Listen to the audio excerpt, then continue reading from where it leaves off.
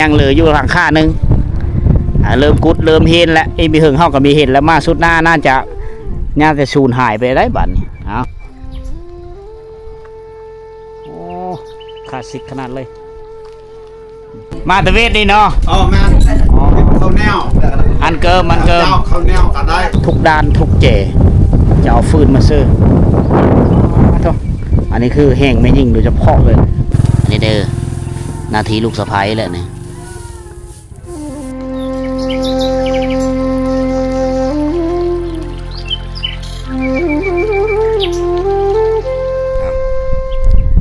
สบายดีพ่อแม่พี่น้องสบายดี FC ทุกท่านที่กำลังติดตามนะครับชมนะกันยินดีต้อนรับทุกคนเข้าสู่หมู่บ้านละเลาะ EP หนึ่งนะมื้อนี้เบาสิหอมได้มาที่บ้านละเลาะกับเบาตุกวิธีเล่าแล้วกับเบาคุยคนมักเลาะทุกคนเลย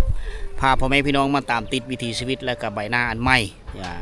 ที่อยู่หมู่บ้านลึกลับแห่งนี้ต่อไปนี่ก็จะเป็นหมู่บ้านลึกลับในตำนานแหละเพราะว่ามีกระแสไฟฟ้าสมใสได้บ้านนี้นะเมื่อนี้สำหรับ EP นี้เฮาก็สิได้พาทุกคนย่างเลาะเที่ยวส้มเบิ่งหมู่บ้านเฮือนที่พักผ้าอาศัยของพี่น้องชนเผ่าปะโกะเฮาที่มีฮีตของวัฒนธรรมอันดังเดิมนะเมื่อนี้บางเธอก็สิมีเขาจำฮีตจำของเฮ็ดประเพณีเรื่องต่างๆถ้าว่าเฮาประสบพบเฮาเสียเอามาฝากพ่อแม่พี่น้องเฮาตามเคยหมู่บ้านนี้เป็นหมู่บ้านของชนเผ่าปะโกะทุกคนประมาณ34-35หลังคาเฮือนประมาณนี้แหละนะในเมื่อก่อนเขาเจ้าก็ตั้งบ้านเฮิรนอยู่ตามโน่นผู้นี่โดยใช้เอาใบบุญใบวายมามุ่งเป็นหลังคาเฮิรนแต่ตกมาเฮาปัจจุบันไฟฟ้าพลังงานแสงอาทิตย์กำลังเริ่มเฮาหมู่บ้านฉะนั้นการสร้างสาพัฒนาบ้านมันก็ต้องได้การปรับปรุงอาคารสถานที่โดยเฉพาะคือเฮิรนหมู่บ้านดั้งเดิมเฮิรนเก่าเฮิรนแก่ที่มุ่งโดยใบบุญใบวายเขาเจ้าก็เริ่มฮือปรับปรุงเอาเพิ่มไม่ได้มุ่งกระเบื้องแล้วก็เพิ่มได้มุ่งสังกะสีอันนี้คือการพัฒนาอันใหม่ที่ภาครัฐเฮาเร่งปรับปรุงแก้ไขชีวิตการเป็นอยู่ของประชาชนเฮาอยู่เขตห่างไกลโซลีโดยเฉพาะคือบ้านละเลาะนี้ได้นำได้ไฟไซแล้วต่อไปก็จะได้ขยายตะไคร่ที่แบบดึงเอาบริษัทที่มีสัญญาณโทรศัพท์แต่เป็นยูนิเทลบอนี่เอามาเฮอชาวบ้านในสมไซเฮอได้เบิ่งโลกอันกว้างขวางให้ได้เบิ่งโลกโซเชียลเพื่อได้เห็นน้ำบ้านน้ำเมืองให้ได้เห็นสิ่งงามคอยมาในเมื่อก่อนเฮิรนหลังปุ๊บที่มุ่งใบบุญใบหวายมุ่งโดยหญ้าคาก็คือเฮิรนหลังนี้แหละมาวันนี้เพิ่นก็เปลี่ยนแปลงไปแล้วใช้เวลาเพียงแต่2 เดือนเท่านั้นนะในเมื่อก่อนบ่าวสิหอมยืนถ่ายรูปอยู่นี่2 หลังคามีมุ่งโดยใบบุญใบหวายเด้หรือแต่หลังเดียวบ้านนี้พี่น้องกลายเป็นตำนานละโปะแปลงแล้วเพิ่นเอากระเบื้องมาซื้อละเพิ่นฮือเอาละ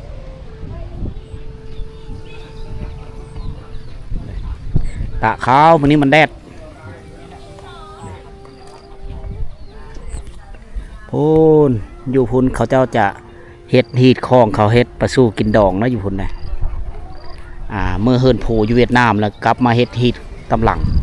มาแก้ฮีดเขาเจ้าง่วยบลังในแถวนั้นยังเหลืออยู่หลังค่านึงเริ่มกุดเริ่มเห็นแล้วไอ้มีเหิงเฮาก็มีเห็นแล้วมาสุดหน้าน่า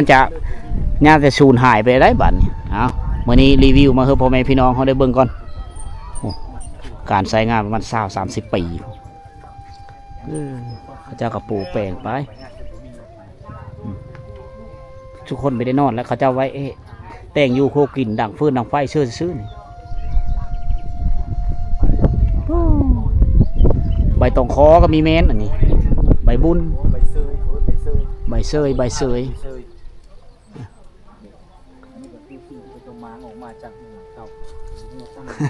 เหลือแต่หลังเดียวค่อยมาเมื่อก่อนค่อยยืนถ่ายรูปที่นี่แหละ2 หลังงาม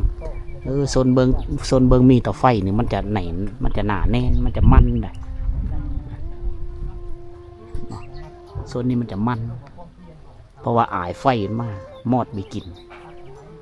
หรือเวลาฝนตกมันก็แห้งไว้เพราะมันถืออายไฟโอ้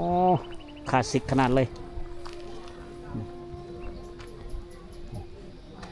อันนี้เป็นหลังแป้นเฮ็ดแบบยุคใหม่อยู่แต่ว่าโสดทรงคือแต่เก่าแต่มุงด้วยกระเบื้องสิ่งเซลเขาเฮ็ดดอกเนาะเขาง่อยบลองเลยเนาะกินเหล้าเลยเนาะตั้งอยู่โน่นผูสิ่งเซล เขาเจ้าเมื่อเฮิรนโผแล้ว เขามาจากเวียดนาม พี่น้องมาแตะเวทเว้าภาษาเวทหมดแถวนี้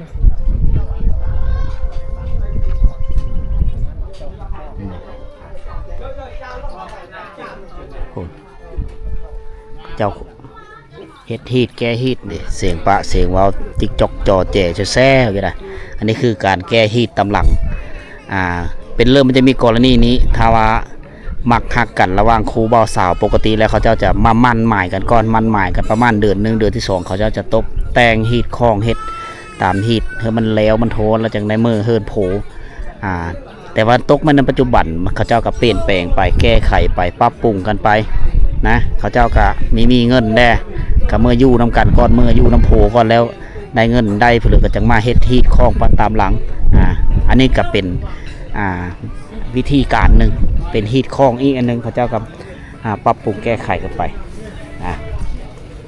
เฮ็ดฮีดน้ำหลังก็ได้ไปสร้างไปสาเมื่อเฮ็ดให้เฮ็ดหน้าน้ำปูน้ำยาแล้วจะมาเฮ็ดฮีดน้ำหลังอันนี้เขาเจ้ามาจากเวียดนามก็ได้เมื่อปลูกต่างประเทศพี่น้องเลยที่มันบึ้นเท่าแก่หมอซื้อครบเลยเขามาจากเวียดนามเอาจุ่มเจนี่มีอยู่ 3-4 หลังคาเฮิรนนะหลังคาเฮิรนนี่ก็เกิดขึ้นมาใหม่ญาติพี่น้องเดียวกันต่างแต่ว่าเขาเจ้าไม่ได้อยู่แบบหลังยาวๆอันนี้ฮะเฮ็ดหลังคาเฮิรนเพื่อเฮิรนมั่นเลยนี่บ่อนอยู่บ่อนนอนนะแต่ก็มีเตาไฟเป็นของตัวเองเลยเซลล์อยู่พากันเฮ็ดกินอยู่นี้แต่งกันแบบง่ายๆเนาะผู้มาโฮมงานนี่มีห้อง50 คนนะประมาณ20ป่าย มีเท่าแก่หมอซื้อมาแต่ว่าซุมเฮาไม่ได้ขึ้นเทิงนะเพราะว่าเขาเจ้าเฮ็ดฮีดประหยัดงบประมาณประหยัดงบที่สุดเลยโดยอันเวียดนามละอันเพิ่ม เป็นแหล่หลังแต่ เราละกิน มาตะเวทนี่เนาะแม่ข้าวแนว อันเกิมเจ้าข้าวแนวก็ได้ ก็ คืนกินน้ำ โดยกินม่วนเด้อ แล้วฮีดดีกลับบ้าน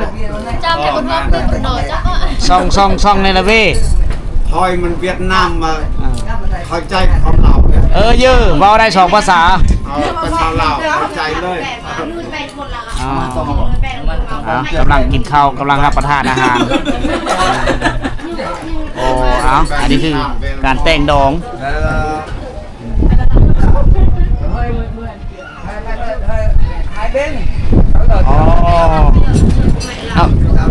อันเกิมโรยได้แล้วขอบใจกำเอิญ ชาแล้วเนาะ เชื่อนุ่มได้แล้วโอเคหมดเป็นยัง จะแบ่งกัน เจอเอาแล้วอะไรหีดคองเนาะการขยายบ้านเฮิรนเขาเจ้านี่ปุ๊กขึ้นมาใหม่เลยเพื่อเอาโพเอาเมไปสร้างครอบครัวไปแต่งงานไปแล้วก็ปุ๊กเฮิรนแล้วใหม่ขึ้นมาอันนี้ก็ลักษณะคล้ายๆคือเฮิรนในวิดีโอก่อนๆที่เขาไปนะส่วนเบื้องนั้นก็เป็นอีหลังคาหนึ่งเป็นครอบครัวลูกเต้าเบื้องนี้คือกันเตาไฟอยู่พีนะสังเกตเห็นเฮิรนแบบนี้เขาเจ้าจะเฮ็ดห้องนอนแล้วก็เตาไฟแต่งอยู่โคกิน2 เบื้องในตัวนี้จะเป็นห้องนอนเขาบนกลางเคิงนี่สะอาดบ้านเขาไปเนื้อเติร์ดเนี่ยดีมุกดีเจอเขาเจ้ามีไฟฟ้าใสกำลังเหลิมละอันนี้ยิ้มเปื่อยแล้วตากเขาย่าแล้วตากเขาเตรียมช่อกำลังสิตา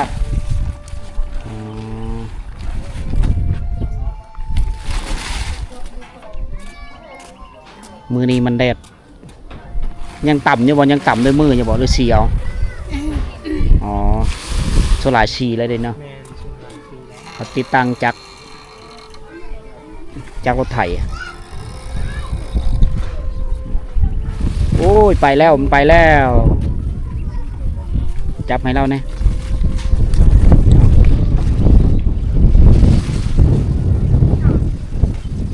เพื่อนเขาเจ้านี่มีแต่หลังใหญ่ๆอยู่กันหลายๆคนเลยบนนั้นจุดที่เขาเจ้าจะวางแผ่นโซลาร์เซลล์ซึ่ง กำลังติดตั้งกำลังก่อสร้างกำลังเฮ็ดเนี่ยกำลังโปะแปลงแปนสะอาดเดินบ้านเขาเจ้าสะอาดครับ กูมาบ่อย ลืมเติงบานเบา เอาไว้ใกล้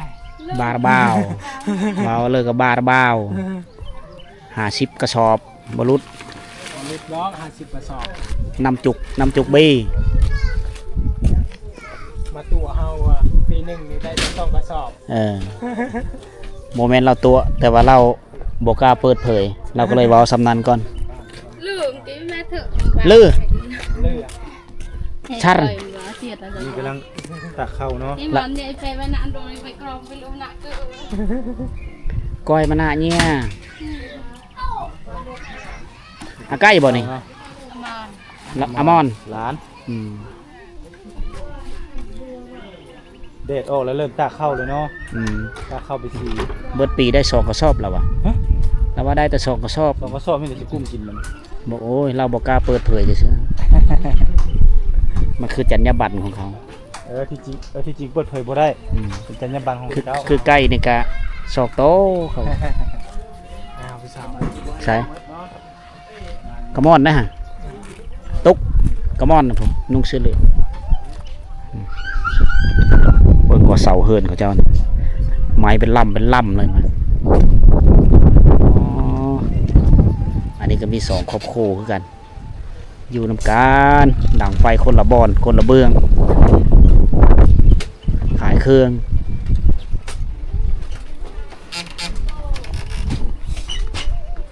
กินข้าวบ่อันเกิมเลยโอ้น้องหมาเป็นตะแพงเลยอ๋อลูกหลานๆนะพักผ่อนบรรยากาศยามเท่งๆพี่น้องเลยเขาเจ้ากำลังขนไม้มาปุ๊สร้างสาโปแปลงบ้านเฮิรนเพื่อมันสำเร็จเสร็จสิ้นก่อนเอาไฟฟ้าเฮาทุกคนหลังคาเฮิรนเลยยังมุงแบบธรรมดาอยู่เขาเจ้ากับมีความเสี่ยงสูงในการเกิดอัคคีภัยยันไฟช็อตไฟหัวเดี๋ยวค่ะแล้วนี่เขาเจ้ากับเปิดฝึกอบรมการนำไซไฟฟ้าตามวิชาการของเขาเด็กเฮ็ดไม่ละหลังนะครับเอาเฮิรนหมู่ห้านดังเดิมที่ตั้งอยู่นี่คือสีเหลือแต่หลังเดียวนี่แหละบาทนี่ตอนหน้าปะเขาเจ้าก็เริ่มม้างเริ่มมันนั้นไปเรื่อยๆเริ่มเอาอ้อละหืออ้อมุ่งกระเบิงโอ้โรงผลิตไฟฟ้าเขาเจ้าอยู่พุ่นตัวเทิงจะเป็นห้องเฮียนอันนี้จะเป็นห้องการบ้านเขาครับไหมบ้านนี้สะอาดเส้นทางตัวนี้จะถ้าว่าเขายางไปนี่หรือรถจักรก็ไปได้นะเส้นทางเสริมต่อกับหมู่บ้านนี้แห่งหนึ่งเขาเอิ้นว่าบ้านเวทอยู่ตะเบิงเวียดนามพอแหละนำไปเลยเส้นทางไปให้ไปโซนเขาสายท้องฟ้าแจ่มใสมานี่อากาศปลอดโปร่งสายลมเย็นเบาๆตูนมาจากผู้เมื่อย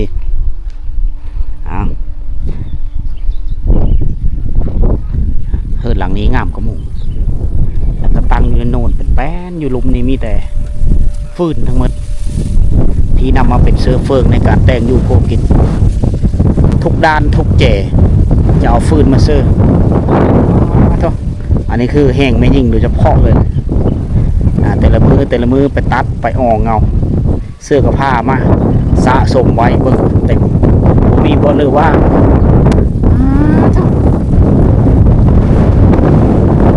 ความดูมันไม่ยิ่งสุดยอดจริงๆไหนเฮิรนบุหานดังเดิมของเผาปะโกะยามเสาบางคนกับบางเธอเขาเจ้าก็ตามเข้าอยู่นี้มีวางแต่ทางหนึ่งข้างมือนี้วางเขาเจ้าเอาเคาะเป็ดเคาะไก่ไว้บอนเอาไก่นอนประมาณนี้ยังใส่โซลาร์เซลล์เจาะประตูปองเยี่ยมเอาทางนี้ได้โอ้สอนหลังคาเขาไอเดียเขาเจ้าเฮ็ดคัก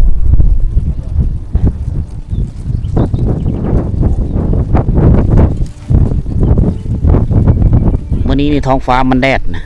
บรรดาแม่ย้าแม่ยิ่งเนี่ยบรรดาลูกไผ่ต่างๆเนี่ยก็จะลงมาพีแล้วลงตะเฮินปฏิบัติหน้าที่ตักเขาบ่แล้วง่ายเนาะเข้าหน้าได้ตัวนี้แม่นบ่เข้าหน้า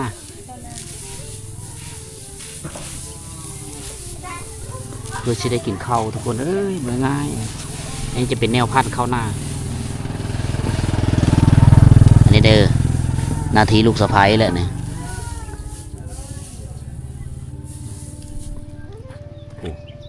เย็บไปยองออกบ้านเอากิ่งเอาก้างมาเนาะเพื่อจะได้นำไปสีหรือว่าตำด้วยมือ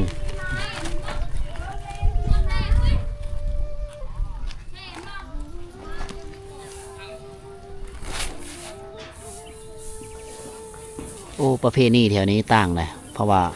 เขาเจ้าเฮ็ดงานดอกงานผู้คนอยู่ในบ้านนี่ก็ไปเพียงแต่สดน้อยแต่ซื้อเขาเจ้าก็อยู่เฮือนเพื่อเฮือนมันเฮ็ดหน้าที่อยู่เฮือนเพื่อปกติแต่ว่าบางท้องถิ่นนี่ก็จะเบิดบ้านแล้วเขาจะไปลิ้นไปแสดงความยินดีนํกันอันนี้เขาเจ้าเฮ็ดแบบครบครูเพื่อมันเลยแบบประหยัดงบที่สุด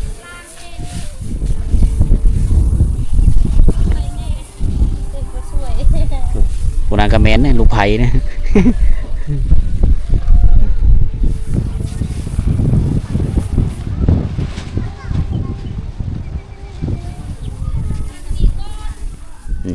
อันนี้คือชิ้นส่วนต่างๆใบนี่มันคล้ายๆคือใบหวายนะแต่มันใหญ่เขาเอิ้นใบเสยอันนี้ก็จะเป็นใบไปเลยมันคล้ายๆคือใบตาวอันนี้ใบตาวใบพิเลบุใบตาวใบเข่งอยู่ตามป่าเข้าไปตามป่าจะเห็นนะเขามามุงเขาจะไผ่มาสานก่อนได้แบบนี้เขาจะนำไปมุ่ง20 ปลายปีโมมีอายุการใช้งานมันถือว่าสมควรนะเอานี่เฮือนหลังนี่เพิ่นสิมังแหละเพิ่นสิย่อออกแล้วแต่นี่ปูแปลงเอาไหมหลังจากเข้าผ้าพ่อแม่พี่น้องเที่ยวชมหมู่บ้านแล้ววันนี้ก็11-12 โมงก็สิเดินทางกลับได้บาดนี่กลับก่อนโอเคหิวเข่าแล้วสิเมื่ออะไรพี่น้องโอกาสหน้ากลับมาใหม่กินฮอดกินถึงคือเก่าคือเดิมโอ้หมู่บ้านงามๆแห่งนี้บรรยากาศมันแดดแล้วทุกคนเวลาตอนนี้12 โมง 13 โมงละหิวข้าวละงูก็หิวน้ำพวกเฮาก็เดินทางประจนภัยคือเก่าพี่น้องเส้นทางโหดๆได้การต่อกลับกันพวกเฮาฟ้าวไปฟ้าวมาเด้ญาติฝนตกถือว่าเส้นทางนี่โอ้มื้นเป็นมื้นนะเอาเบิ่งเส้นทางตอนกลับ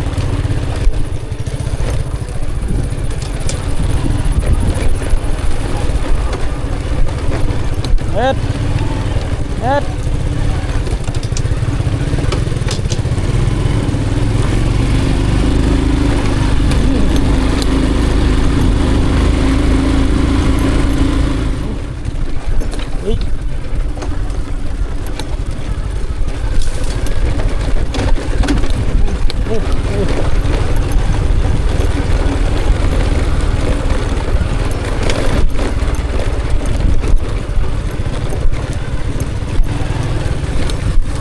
คุยผ้าไปทางพิษแล้วไปเลยเจ้าหัน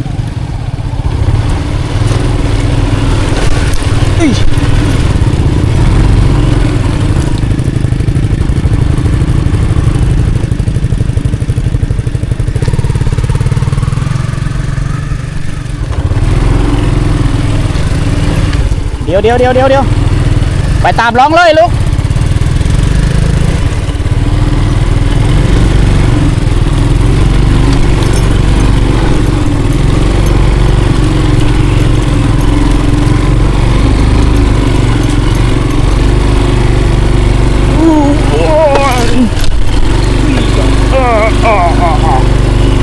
โอ้โห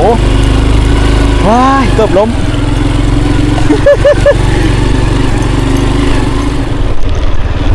โอ้ อนไปก็โหดตอนกลับก็โหดเส้นทาง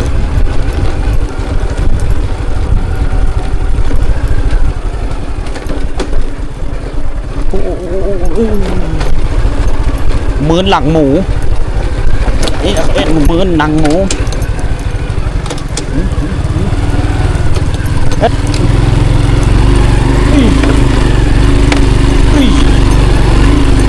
โอ้หิวเข้าเลยพี่น้องเลยเจอกับเส้นทางอย่างเงี้ยอันนั้นก็เมื่อยเลยเติมโอ้โห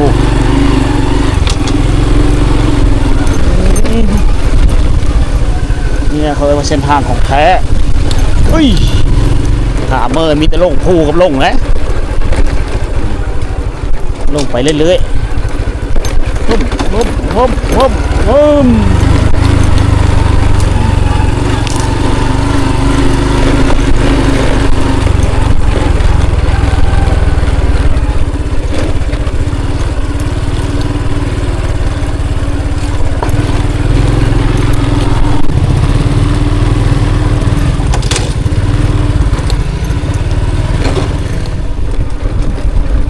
อันนี้คือการเดินทางการประจนภัยไปหมู่บ้านชนบทต่างๆพี่น้องเลยโดยเฉพาะคือของเขตเมืองสมุยอันนี้เป็นเพกเส้นทางที่เป็นหมู่บ้านที่ว่าลึกลับแห่งนะเป็นเขตธุรกันดารที่สุดของเมืองสมุยแขวงสารวัตรเส้นทางในช่วงแต่ละปีก็จะประมาณนี้แต่ปีนี้กำลังทำการอัปเดตบุกเบิกเส้นทางเพื่อเอาวัตถุอุปกรณ์เข้าไปติดตั้งไฟฟ้าพลังงานแสงอาทิตย์วิธีบาละเลาะเส้นทางก็เลยได้ทำการบุกเบิกมากคือสูงกันก้อนเส้นทางมันจะโหดกว่านี้ได้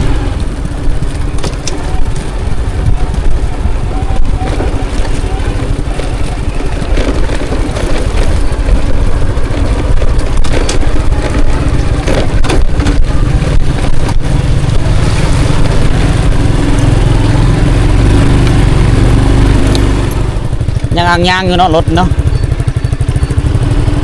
ไปไม่ได้นะ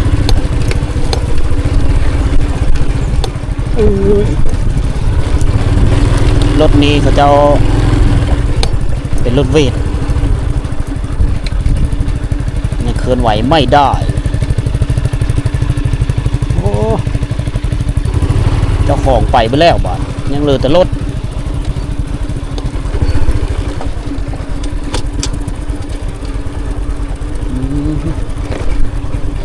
ฮอดจุดที่ว่าเส้นทางโหดกว่าหมู่มาฆ่ากันจะรู้อยู่นี่นะพูด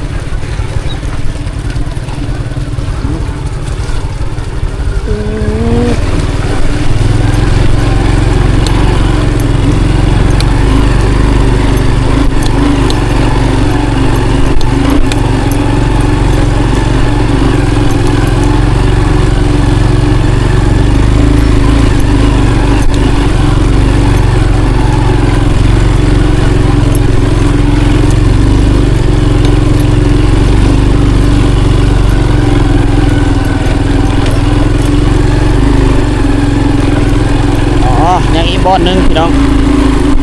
อีกบอนหนึ่งถือว่าวิทย์เลย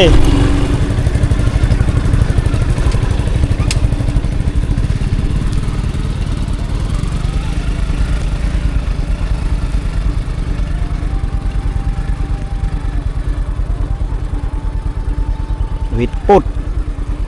เป็นเนินที่สูงสั้น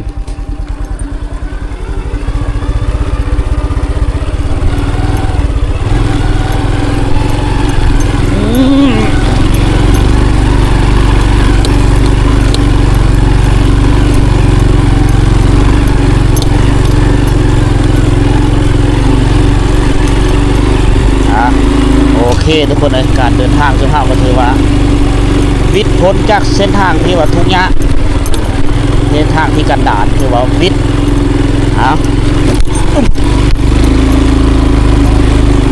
โอ้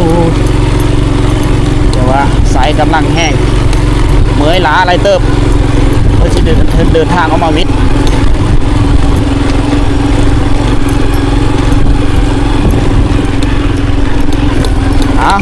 สำหรับวิดีโอนี้ คลิปนี้ก็ขอโจอยู่ที่การเดินทางมื้อนี้เด้อทุกคนเด้อพบกันใหม่ในวิดีโอต่อไปพบเจอทุกคนที่ได้เข้ามาติดตามรับชมเพราะเฮาสิไปหากินข้าวกินน้ำอยู่โพดแคมป์ชายแดนเวียดนามบ่ได้ทุกคนเลยกินข้าวกินเฟอกินกาแฟประมาณนี้แหละตามเมนูอาหารในท้องถิ่นแห่งนี้มีเพื่อจะเอามาฝากพ่อแม่พี่น้องเฮาตามหลัง